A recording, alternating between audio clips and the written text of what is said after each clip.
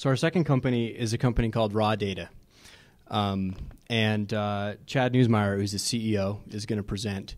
This is how I describe it. Who has Shazam on their app as an app? So if you take Shazam and then you use that to track media consumption against different channels and different locations, so that you really know what people watch and listen to, that's what these guys are working on. Instead of to this day, people still fill out forms. Is that a good explanation?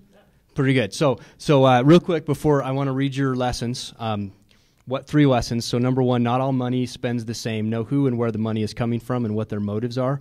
Always remember there are a lot more funding sources than the popular groups, and mentors can and will work for free without altering your cap table. Number 2, terms are always open. Nothing is static, from rent to the terms of a potential investor. You can always ask for an item to be removed or even ask for more clarity on the motive behind a term.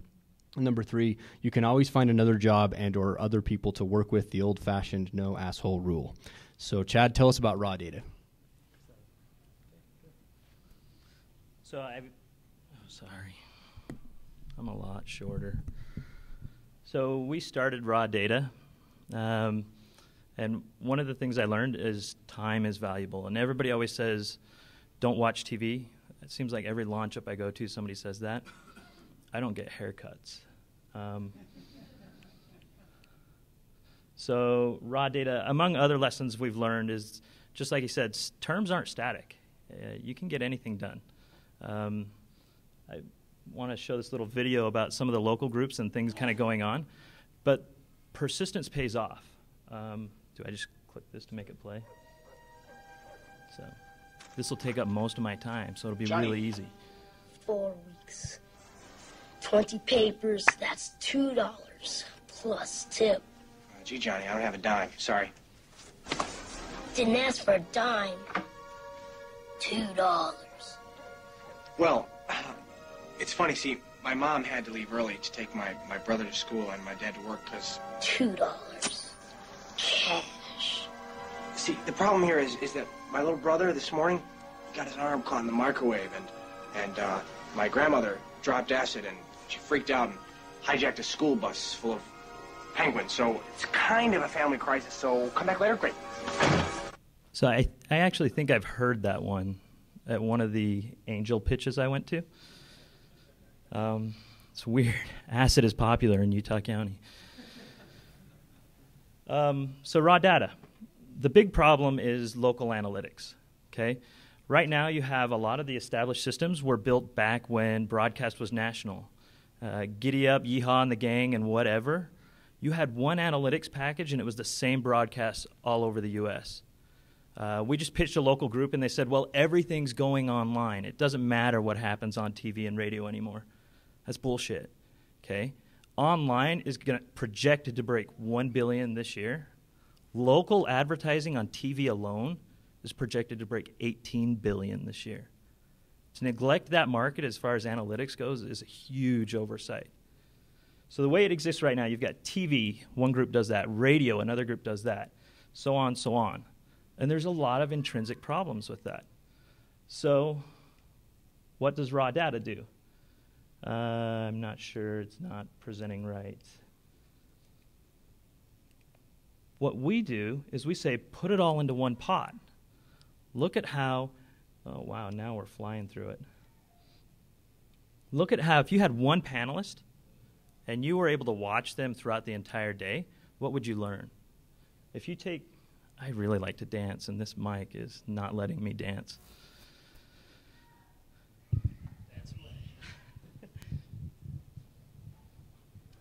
So if you took the AC Nielsen report and the Arbitron report and looked at drive time traffic for Salt Lake City, they would tell you that 20% of the population is driving home, listening to the radio, and watching TV at the exact same time.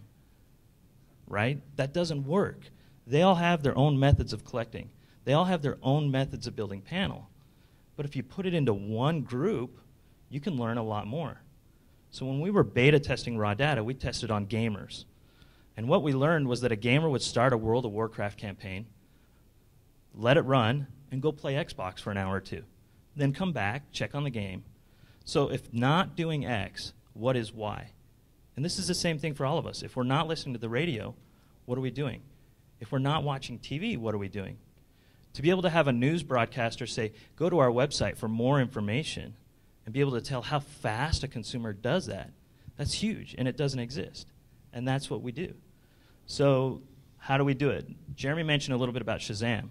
Rather than a database of just music, we build a database of live broadcast media. We basically pay a group of people to carry our app around on a cell phone. That cell phone picks up all this ambient media, and it reports it back to us. And it sends us these little fingerprints. And then we load it into a report, and we sell that report to advertisers, broadcasters, whoever. So that's really raw data. Where are we at? We're code complete as of today. So it's really an exciting time for us. We start our dark launch tomorrow in Seattle. What that means is we run everything full system, 100% panel, everything, no customers. We run that for 2 weeks, and then we start bringing customers on. We've pre-sold it. We have tentative agreements in place with a handful of groups. So what's next is the sales push. And that's kind of what we're teeing up for. We're a local startup, and we haven't taken any local funding outside from institutions besides Allen Hall and Island Park. So I was told to talk about a couple of problems that we have. And this is way too technical for me, but I've got a couple of sharp guys. And if you want to see our intern sweat, ask him about massively large databases and search, because this is one of our problems. Getting a fingerprint is really easy on a one-to-one scale, right? You take the fingerprint, you run it through the database, and you look for a match. That works fine in 1 or 2 markets. But as we start getting into more and more markets, what we're going to see is more and more databases. In one market, we process over 1 million transactions a day, and that's just matches. That's not uploading the medium.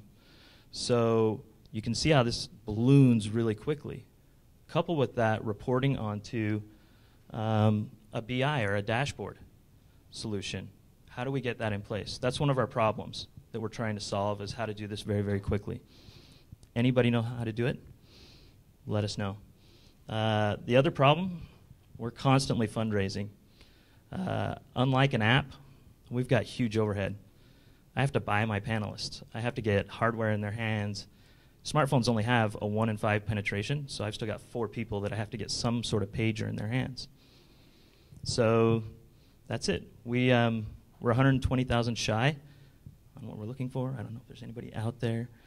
And no offense, Jared, but I was talking to one of my mentors today, our head of marketing, and he asked who else was presenting, and I said, oh, this lawyer, he's a friend of mine, and he goes, oh, lawyers. He's the former president of Nissan America, so he goes, you know what I used to call lawyers and accountants? The business prevention department. So that's my other lesson learned that didn't make the list, is lawyers and accountants will put the fear of God in you so you don't want to start. Just get through it and then solve the problems. When you're revenue, like Jeremy, then you can bring them on and for that lawsuit that'll come up. So with that, it's Q&A.